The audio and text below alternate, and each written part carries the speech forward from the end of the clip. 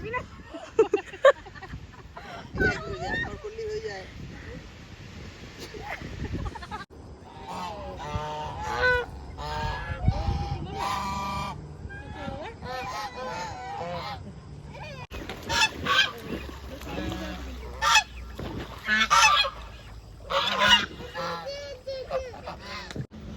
Morning everyone, welcome back to my new blog. आज ওড়িশায় third দিন, আর এই দিনটা ছিল হচ্ছে সেকেন্ড দিনের ব্লগ আমি তোমাদের সামনে প্রেজেন্ট করব। বিকজ আমরা আগের দিন অনেকটাই ঘুরে ফেলেছি, তো এসে আর ব্লগ আপলোড করার মতো সময় ছিল না। বুঝতেই পারছো ভ্যাকেশনে এসেছি, আর তেমনটাই ছুটি কাটানোর একটু মরশুম ছিল, একটু গা রসা কষা ব্যাপার। সো যাই হোক, এটা সেকেন্ড দিনে আমরা যে ফার্স্ট দিনে আম কেটেছিলাম, তো সেটা পরের দিন আমাদের খাওয়া হয়েছিল। আমটা খুবই মানে কি বলবো, টক মিষ্টি ছিল, যাকে বলে কাঁচা মিঠে আম। আর এইভাবে আমরা নুন, লঙ্কা গুঁড়ো, চিনি দিয়ে মেখে খুব সুন্দর করে আয়োজন করে খেয়েছি। তো এটা তো দুপুরের ব্লগ ছিল। আমরা মানে ব্রেকফাস্ট করে আসার পর তারপর এটা আমি সেজে গুজেছিলাম। আমার চোখের উপরে এভাবে লাইনারটা লেগে গেছে, প্রচণ্ড গরম বাইরে, ঘামেতে পুরো এক হয়ে গেছে। তো যাই হোক, আমটা খাওয়ার পর আমরা বাইরে চলে এলাম। এটা হচ্ছে তাল শক্ত, মানে তাল ফুকর যেটা বলে, ওটা তাল শাঁস। তারপরে এখানে এসে আমার পিপি ওনারা সবাই মিলে রুমের মধ্যে আমরা খাওয়া দাওয়া করে এসে, এই দিনে সকালবেলা আমাদের কোথাও বেরোনোর ছিল না, এই দিন বিকালে আমাদের বেরোনোর ছিল। তো তার জন্য সকালে আমরা সবাই একসাথে বসে আড্ডা দিচ্ছিলাম। আর এখানে ছোট্ট বলতে এই আর এর সবাই আর কি একেই ধরা হয়েছিল, আড্ডার এতে একটু হাসি মজা হচ্ছিল। তো এটা ব্রেকফাস্টের পরে তারপরে সবাই মিলে একটু রেস্ট নিয়ে নিলাম, কারণ আমরা নতুন হোটেলে আছি, হোটেল ব্লু। তোমার নামটা দেখে নেবে, আমি এখন হয়তো বলতেও ভুল করতে পারি। যাই হোক, আর এখান থেকে রাধা গোবিন্দ যাত্রী নিবাসে আমরা খেতে যাচ্ছিলাম, কারণ কি করবো, সারাদিন রুমের মধ্যে বসে একটু হাঁটাটাও হচ্ছিল, একটু প্রকৃতিটা মজা নেওয়া হচ্ছিল। বাড়িতে থাকলে তো সেই রুম থেকে ওই রুমে খেতে যাওয়া। আর যাই হোক, রাতের বেলা আমরা বেরোচ্ছিলাম না। এখানে আগামী দিন রাতের বেলা হাতি বেরিয়েছিল, এখানে এভরিডেই হাতি বেরোয়। তো আমাদের কাছে একটু নতুন ইন্টারেস্টিং ব্যাপার। তোমরা আমার যারা পুরানো সাবস্ক্রাইবার তারা আশা রাখি দেখেছো। তো এবারে আর মানে নিজেরাই ফোন ছাড়াই দেখতে চলে গেছিলাম বলে আর ভিডিও দেখা হয়নি। তো এখানে পিপিকে নিয়ে একটা ছোট রিলস বানানো হবে, যে রিলসটা আমি ইউটিউবে দেবো। এটা এন্টারটেনমেন্টের জন্য, মানে বসে থেকে মাথার মধ্যে যেমন আজগুবি একটু বুদ্ধি আসে। তো এই বিন্দুবাসী ডায়লগটা ও করবে, তার জন্য মুখের মধ্যে কিছু খাবার রাখতে হতো। তো ও যেহেতু ছোট্ট, তো চকলেট খেতেই ব্যস্ত, তো ওর এটাই চকলেটের উপর ধ্যান চলে গেছে, আর ডায়লগসটা নিজে নিজেই বলছে। তো তোমরা শোনো ওর কথাগুলো, খুব ভালো লাগবে।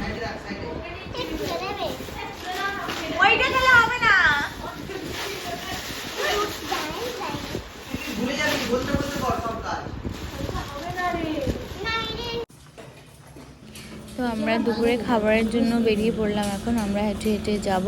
আর ওয়েদারটা একটু রোদ, একটু মেঘলা, আর হাওয়া প্রচণ্ড, কারণ অনেক গাছপালা, বেশ ভালো লাগছে। আর যেহেতু এই দিনটা স্যাটারডে ছিল, তার জন্য মন্দিরেও অনেকটা ভিড় হয়েছিল হয়তো। আর এখানে হচ্ছে ভোটের জন্য প্রচারেও মানুষ এসছে, এতটা গাড়ি থাকে না, বাট প্রচুর ভিড় ছিল এই দিনটা। যাই হোক, আমরা চলো লাঞ্চে দেখে নিই কী খাবার আছে। তো আজকের মেনু হচ্ছে বেগুন দিয়ে মাছের একটা তরকারি, একটা পুঁই শাকের তরকারি, আর একটা কী ছিল ভুলে গেছি, দেখে বলতে হবে। হ্যাঁ, আলু ঢ্যাঁড়স ভাজা আর ডাল। আর মানে এটা ছিল হচ্ছে শুক্রবারের মেনু। আজ আমি ভিডিওটা মানে শনিবার দিন এডিট করছি, আর সানডেতে প্রেজেন্ট করব। তো খাওয়া দাওয়ার পরে আমরা চলে আসলাম এই দোকানটায়।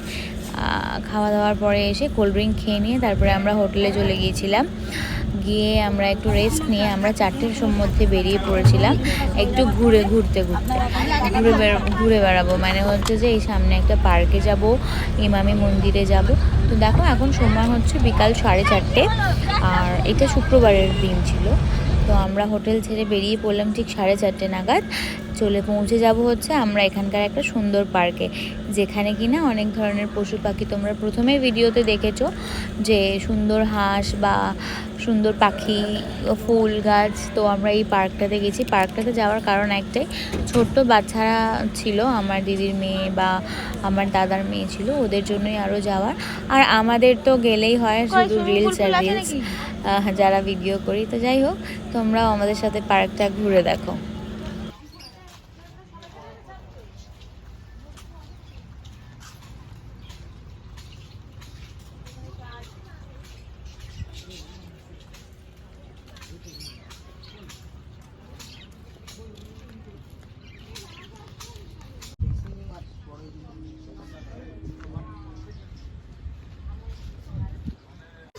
কোথাও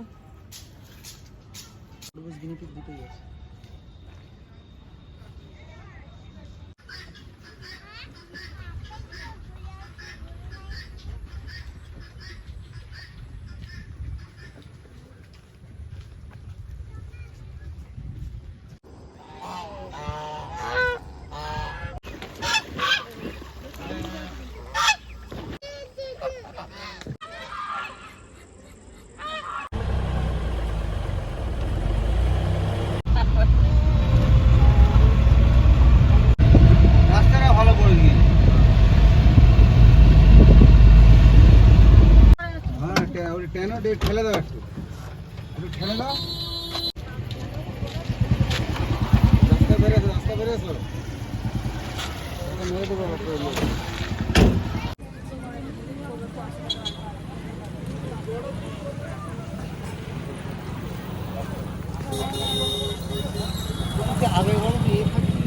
আমাদের পার্ক ঘোরা কমপ্লিট। তারপরে যেহেতু উড়িষ্যার রাস্তাগুলো অনেকটাই লং ডিস্টেন্সে, তার জন্য অনেকটা সময় লাগলো।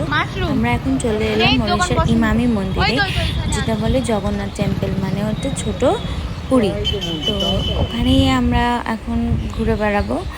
আর এখন যেহেতু চন্দন যাত্রা চলছে, তার জন্য আমরা সেই কারণে আরও উড়িষ্যায় আসা। তো আমরা এখানে পুজোর সরঞ্জাম কিনছি।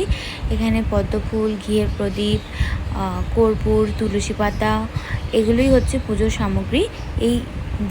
এই জিনিস দিয়েই ভগবানকে পুজো দেওয়া হয়। এক একটা ডালি ছিল 40 টাকা করে, আর আমরা এখান থেকে এক একটা ডালি নিয়ে নিলাম। আর এখানে ভোগ প্রসাদ বলতেই জিবে গজা। তো প্রত্যেকে একটা করে নিয়ে আমরা এখন মন্দিরের পথে যাচ্ছি, আর গিয়ে ওখানেই আর কি পুজো দেব। আমি তো যেতে পারবো না, প্রত্যেকে যাবে। আর এখানে হরিনাম হচ্ছিলো বলে আমি একটু নাচানাচি করছিলাম।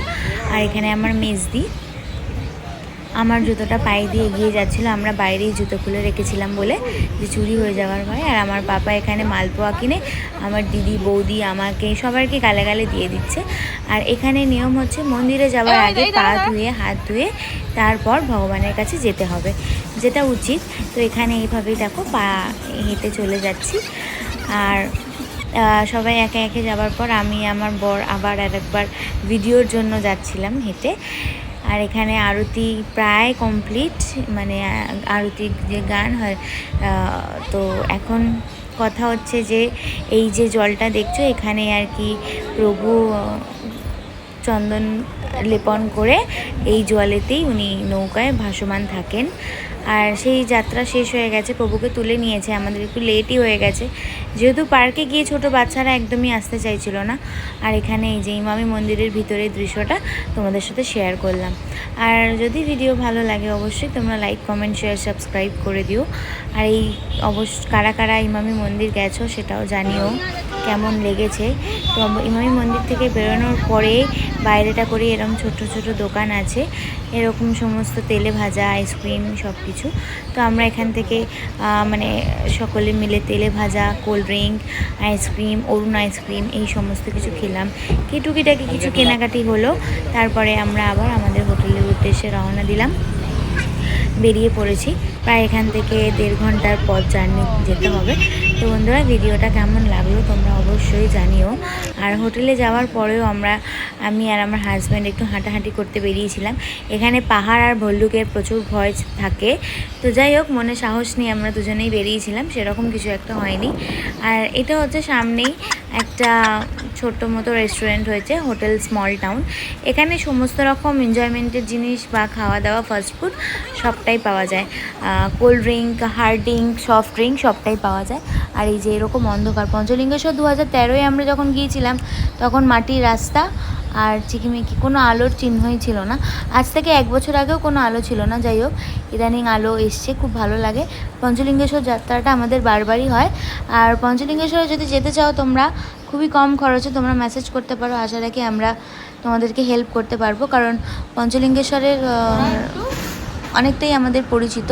যাই হোক, রাতের বেলার বাড়ি ফিরে মানে রুমে ফিরে এসে আমরা ডিনারটা কমপ্লিট করে নিলাম। সবাই খুব টায়ার্ড, চিলি চিকেন আর রুটি।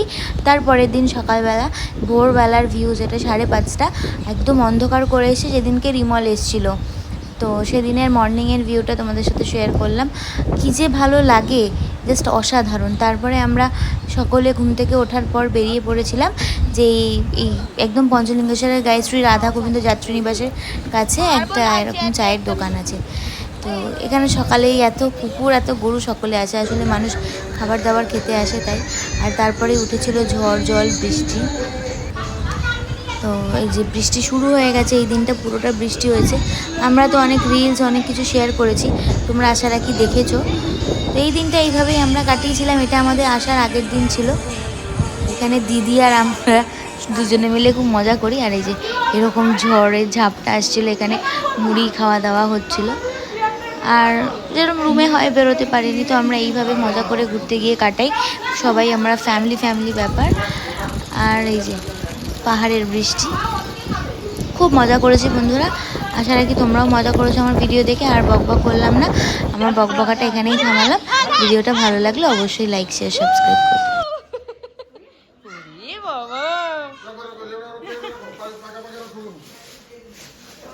এই ওইখানেও নিয়ে যাবে, ঠিক আছে 20-25টার মধ্যে পাকা লেগে নিয়ে নে, কারণ কাঁচা থাকবে না।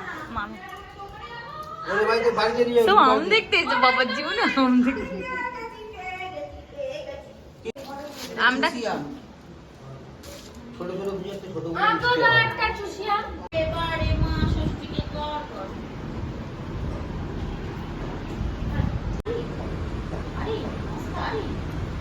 আহা কি সুন্দর আম কেটেছে।